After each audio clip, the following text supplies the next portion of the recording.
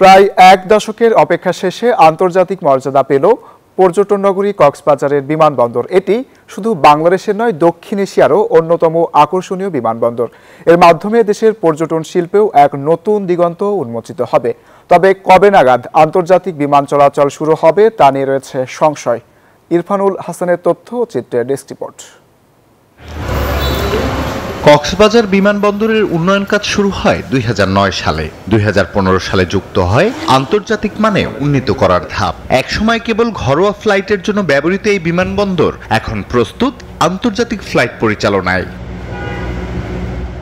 10,000 foot দীর্ঘ runway, অত্যাধুনিক air traffic control tower, আধুনিক টার্মিনাল, কাস্টমস ও ইমিগ্রেশন সুবিধা সহ সবকিছুই এখন আন্তর্জাতিক মানের। টানা তৃতীয়বার অর্জন করেছে দেশের সেরা সুপার ব্র্যান্ড স্বীকৃতি বসুন্ধরা টিস্যু। এই ঘোষণায় উচ্ছ্বসিত কক্সবাজারের পর্যটন ব্যবসায়ী ও স্থানীয়রা। তাদের বিশ্বাস, আন্তর্জাতিক ফ্লাইট চালু হলে কক্সবাজারের পর্যটকের সংখ্যা দ্বিগুণ হবে, বাড়বে ব্যবসা বাণিজ্য, কর্মসংস্থান ও বিনিয়োগ।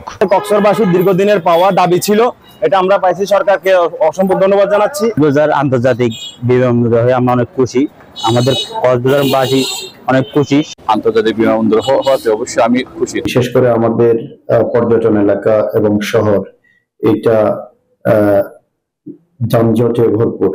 এখানে প্রচুর যানজট হয়, এই যানজট নিরসন করতে হবে।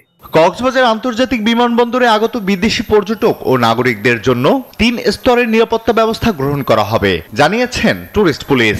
বাড়তি নিরাপত্তা ব্যবস্থা আমাদের টুরিস্ট পুলিশের পক্ষ থেকে থাকবে।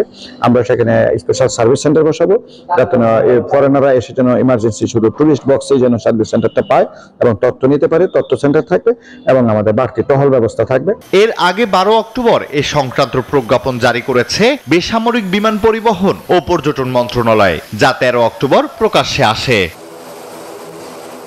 Desk report, news 24।